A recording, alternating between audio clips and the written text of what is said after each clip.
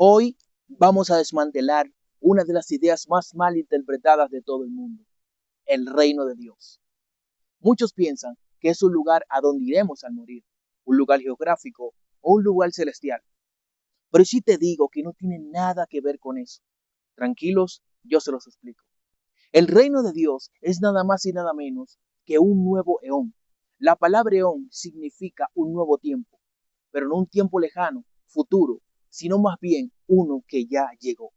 En el judaísmo antiguo se creía que el Malkut Yahweh, reino de Dios en hebreo, era una tierra física que Dios le daría a un rey.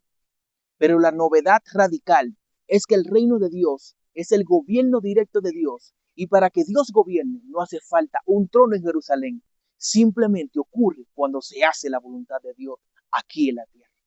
El reino de Dios no es una institución, es una alternativa de vida que se opone a los regímenes mundanos basados en el poder y la opresión. Sé que estás pensando, Alexander, ¿y cómo se entra a este reino? Déjame decirte que esto no es por membresía ni por estar inscrito en una religión. Hay que tener una metanoia. La palabra metanoia es un cambio de mentalidad. No es solo pedir perdón por un error o arrepentirte de algún pecado. Es más que eso. Es un cambio de chip, total y radical. Es transformar el deseo del corazón. Por ejemplo, si en tu cultura te enseñan a odiar al enemigo o a menospreciar al migrante o peor aún, a excluir al pobre, déjame decirte que ese es el viejo gobernando en tu mente.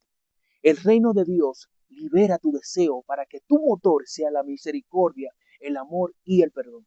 Si dices que tienes fe, pero no haces justicia, no ayudas al que te pide pan, odias al enemigo, abusas o menosprecias al pobre, ¿realmente cambiaste tu chip o solo cambiaste de vocabulario? Alexander, ¿y dónde busco el reino de Dios? ¿O dónde establezco el reino de Dios? No lo busques en los centros de poder o las grandes capitales o ciudades. El reino se construye en los suburbios, barrios o zonas que se encuentran en las afueras de una ciudad, lejos de todo. Allí se encuentran las personas que verdaderamente necesitan de él. Si no, miremos a Jesús. Jesús no empezó su revolución en las grandes ciudades, sino más bien en la Galilea marginada. El reino se manifiesta con cosas tan pequeñas como compartir el pan nuestro, perdonar deudas, ofensas, sanar la exclusión. Jesús no sanaba a los leprosos solo por salud física, lo hacía para integrar a los excluidos a la humanidad. Para que me entiendan mejor, ¿ustedes recuerdan la parábola de la moneda perdida? Imagínate a esa mujer desesperada buscando un dracma en una casa sin ventana o con piso de tierra. Esa moneda era el sustento de toda una semana para su familia.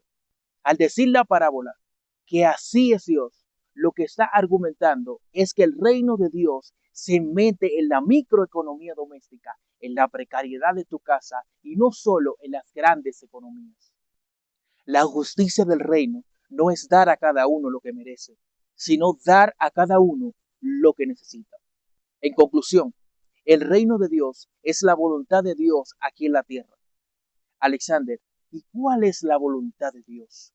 La voluntad de Dios es nada más y nada menos que restaurar las relaciones que el pecado rompió con Dios, con el prójimo y con la naturaleza.